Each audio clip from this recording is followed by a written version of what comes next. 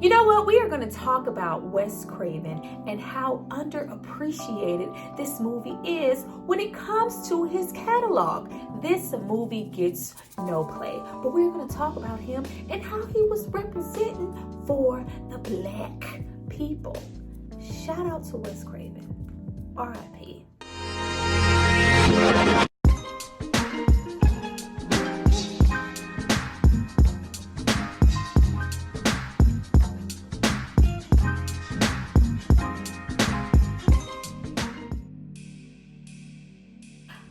Guys, welcome back to my channel. It's Tyra here with another struggle review, here to discuss The People Under the Stairs. Now, this movie is from 1991 and it stars Brandon Quinton Adams. Now, before we get into all of the gentrification all up and through this film, I need you guys to drop down and subscribe to my channel and like this video. I'm going to give you guys a moment to do that, and then we're going to come back and discuss all things. You know, it's been really entertaining to go back and revisit these movies. Fool was never a fool. Fool was representing. Come through, fool. Fool was the only smart fool in the film. Go back.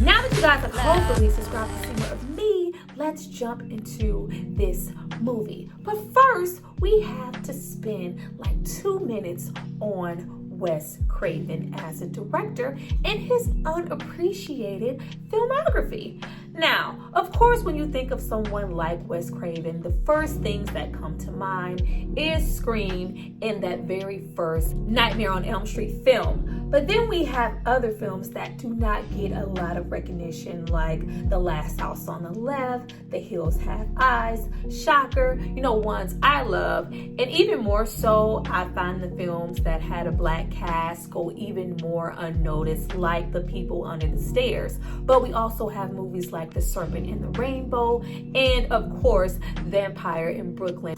All three of these films were giving black representation in horror when most of the time it was lacking. We have a black lead teen here in this film who is not only the lead in the film, but he is the hero. Shout out to Wes Craven. You better do that shit. Now, immediately we get into our lead character here, Fool, portrayed by Brandon Quinton Adams. Shout out to the people in the back who knew who he was and did not forget about this young man. He was all up and through our 90s films. The Mighty Ducks, The Sandlot, Polly, and don't forget, earlier on in the 80s, he was just a little dancer doing his little Michael Jackson impersonations. He was outside and he was talented, but he was, one of those child stars, who grew up, who didn't quite really transition, and he didn't, get a lot of work once he got older, and was fine older, and an even cuter little teenage boy here. Now we get into Fool here, who is very much so living a hard knock life in the projects. PJs, come on now. Projects, gonna tell you what I'm talking about. He is in the PJs, keeping his head above water, making away when he can. It is hard out here in these streets. His mother is sick. She has cancer. Ruby got babies. Stuff is not looking good. They are going up on the rent. They are about to be evicted. Now, Brandon Quinton Adams is not the only black person starring in this film. There are a plethora of people, including his sister, here portrayed by Kelly Jo Mentor, aka I already associated her with the Nightmare on Elm Street franchise because she was legit the first person to star in a horror film as a black bestie to a white person that I saw survive. I was like, what?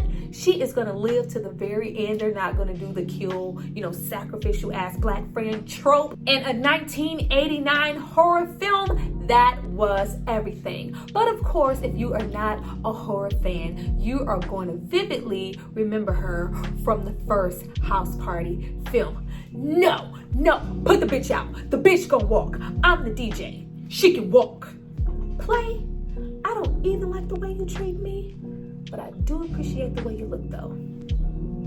Now, I also love that even though this is a quite funny horror film, in my opinion, there is a lot of social commentary. Even at that time, Wes Craven, we already have all this gentrification going on all up and through here with these washed ass white landlords going all the way up on this rent, trying to push out the black people, build, high rises, different situations, scenarios to move in clean people. And we also have that mentality of, the horror not only being the horror that we get to later with Mommy and Daddy, we have the horror of just living in the ghetto. They were sure to make the ghetto look like the worst piece of the ghetto you would ever want to see. There's all this poverty everywhere, this drug use, this abuse. It looked like a whole condemned building, courtesy of these landlords. And we also have that element of, Fool and his mother, oh baby, I ain't gonna make it too much longer. You the man of the house. Fool, like, damn, I just turned 13. But we know due to different circumstances, especially people coming out of poverty, going through certain things, you are made to mature and bring on a lot, on your little baby shoulders. And you just, I was just 12 yesterday. Give me a break. Now we also have Ving Rhames here in a very early role as low-down, thieving-ass Leroy. Leroy wants everybody here to wake up and smell the coffee. We ain't got time to be, living on a prayer, all these hopes and dreams. You want to be a doctor? That's cute. We need to steal before we get stolen. I ain't trying to work no 9 to 5. I'm just trying to get over. I'm trying to get over. And I have a master plan to get there. Master plan. Thinking of a master plan. Cause ain't nothing but sweat inside my hands, so I dig into my pocket, all my money to spend. What? Now this is around the time that everybody in the film decides to underestimate people just solely based on their skin color. Leroy did not see this couple as a threat. He saw them as your random, white, wealthy folks just waiting to get took. Let's get into Mommy and Daddy. We literally have a couple here who steals children who are brother and sister, who call each other Mommy and Daddy, not in a zaddy kind of way, straight up Mommy and Daddy, running around, getting their kicks with their sadomasochist, Bible-thumping, burn in hell, perverted, abusive, crisscross, insane ass relationship with people in the wall. Like, we literally have a man running around living his best BDSM fantasy, getting his rocks off, killing people. Oh, Mommy almost killed the nigger. I got the this was American Horror Story season 1. And we didn't even know it. We didn't even know it. Now, after we have them get into the house, this is when the fun really starts. After they shoo away the little black boy selling cookies and say, we can't let you in, but they let in the fake white Robin ass electrician. Yeah, they were out and overtly racist, didn't want nothing to do with the colored community that they were taking from. And the freaking house is Fort Knox. We have bolts, chains, locks, trap doors, soundproof, and a killer dog named Prince. And I absolutely love that. Fool is the only one who really recognized that this was an unsafe, dangerous situation. Very early on in 1991, we have a character that's going against the grain to not do the typical thing. I ain't stupid. I ain't no fool. We need to get the hell out of here. It's like, no, let's turn left. Let's go back. Let's just leave. I'm not going down those steps. I'm not going up those steps. I'm not following and falling into this danger. Meanwhile, we have grown-ass Leroy not recognizing the clear and present danger in his face. Homeboy you came with is dead with the people under the stairs. Now, when we get more into those people that are under the stairs, that's when the writing kind of starts to lack with when and if they decide to be cannibals. These people, these children under the stairs, are cannibals. They are being fed human flesh. But the script is very picky about when we decide to have them be, all non-verbal, non-verbal and sensitive, versus when we want them to be just drop dead ass cannibals and have food and fear for his life. Now, in the few moments that we do have with Leroy before he is shot the fuck down, we do see just how smart Fool is as a character. Not only recognizing, hey, this shit is real eerie and unsafe. Let's look at the bigger picture and get the hell out of here. But since we can't, and Prince the Rockwilder is on our ass, we might need to use this electric doorknob to electrocute not only ourselves, but this dog at the same time. He is very, very smart here. I really enjoyed going back and watching this film and just recognizing the tidbits that just show just how brilliant of a little 13-year-old he was. Gonna tell me I can't be a doctor. Meanwhile, Mommy and Daddy are about to roll up on our ass, and you literally push me and say, no, little nigga, go find your own hiding spot. It ain't enough room. Holiday Heart would never. I love that moment. That shit just takes me out, and it's not supposed to be funny, but they're shooting him and he's going down and he's like, run, fool! Like, takes me out every time. Now, we also have Alice here, as Mommy and Daddy's favorite. The one kid out of many who decided to, hear and see no evil. She is very frightened. She has never been outside of that house. And of course, we have Roach, who has escaped from the basement and is literally crawling in the walls. Now, once we get into Fool, and especially that aspect of Roach, that's when that comedy begins to come in, which is why I don't know why I got so many comments. Oh, this scared me as a kid. I was so afraid of this movie. This is even classified as a horror comedy. This is literally like some type of, horror mixed with a Home Alone type of aspect. Everything is, a booby trap. When you see, Fool taking action, fighting back, hitting people over the head, there's almost like this Looney Tune whimsical aspect. Like, it's a really comical, lighthearted film. Why y'all was scared? I need answers. Now, the scarier parts of this film is actually the social commentary. Even though children like Roach and Alice were, stolen and meant to live in these conditions, I felt like they were also speaking on things like, foster care, adoption, sometimes leaving children in certain situations that are no better than what they just left from. And it completely goes unnoticed. The people under the stairs were hungry, they were nonverbal, they were deprived, abused, emaciated, turned into cannibals. Like, those are a lot of different aspects that can happen. Not only were these people, this couple, draining the community, but they were literally abusing many children. And all the cries for help, the police coming by, everything just went unchecked and unnoticed. They covered their tracks very well and were able to do what they're murdering people straight up. They were eating people too. Don't think they were just feeding the people to the people under the goddamn stairs. Whole dude, Mommy and Daddy were eating people as well, and it went unchecked. And also, we have that whole sick ass abuse sexual situation going on with Daddy and Alice, and you can tell that he's trying to check to see, she slept with him. I know, like, it was completely sick and nobody checked into it just because they were white. It was the people above the stairs that was scary. Did you see when they felt like Alice was unclean and was fooling around with Fool a little too much and dumped her ass in that hot, scalding, boiling water? That shit, no. So after we have, a lot of Kevin from Home Alone situations here, all the gags you would ever want to see, and, the butchering of Leroy, them trying to feed, when they're cannibals. They can eat Leroy, but they didn't touch food. We have Roach, sacrificing himself for food over and over again. Roach was the homie. Roach even caught a bullet trying to sacrifice himself for food and Alice. But we have him butchering Leroy. That whole situation, the body horror of it, those are some of the better effects of the film. But the way that, the Rockwilder looked at times, the way the people under the stairs looked at times, the whole chest plate when you get shot being seen, the whole body doubles of it.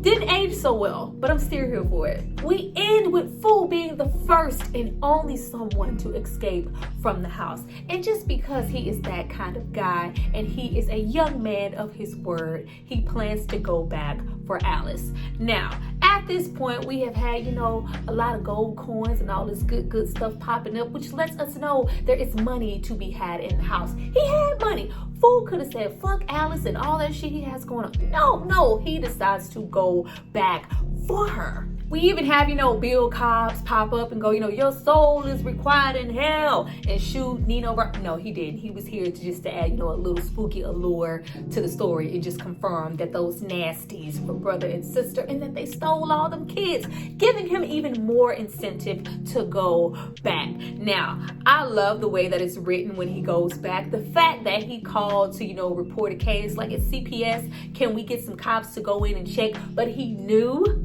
that they wasn't gonna do shit and they wasn't gonna find shit, and this was just his way to get back into the house he just escaped from. Smart. And we get into him being the savior because they were about to do away with Alice since she was unclean. Hey, I wouldn't want you to have to touch her anymore, daddy and mommy. Like, just straight up sick. But we get into more, gags. The gags was real all up and through this film.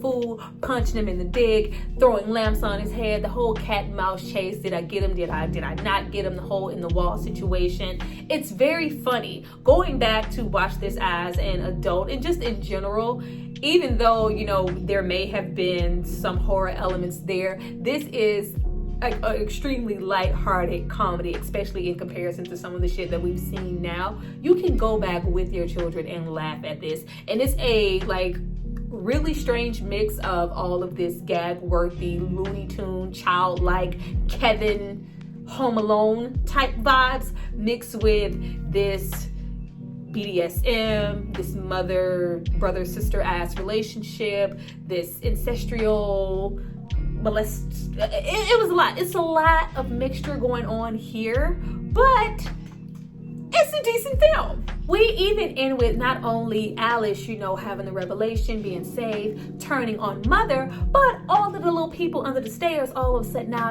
they have sense. They're not cannibals anymore, and they want to help Fool save him and direct him to all the money in the world that's hidden in the basement along with them. I was just like, they just get to pick and choose when they're cannibals. But movie got a movie. Not only does he set them free and they kill that ratchet ass mother. I love how the sister who was just trying to just stay away from the situation. Not only am I not staying away from the situation and letting my brother roll up here to this bitch alone, but I brought the whole hood. The whole hood is outside and we want answers. When we get that, I don't want to kill you, but I will, because I don't like your ass much anyway. I'll blow your ass sky high, baby. It's like, do you feel lucky? Huh? Do you, punk? Fool was very much so in charge. I really wish that kid, well, now adults, got a lot more work because there was a lot of potential with him. This whole film is driven solely by him. But, we end with, him blowing it up and all the money in the world being released out to the people who really, really need it, who all came over from the projects. It's a good day. Fool feels like $1 million.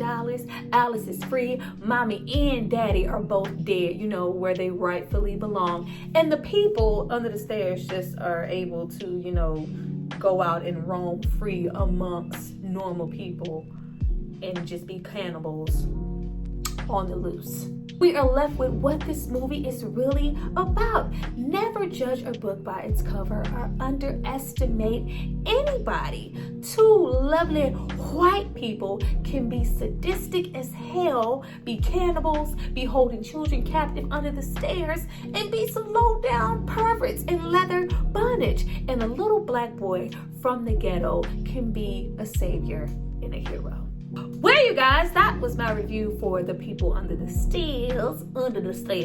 I hope you enjoyed it. Please drop down and tell me what you thought about my review.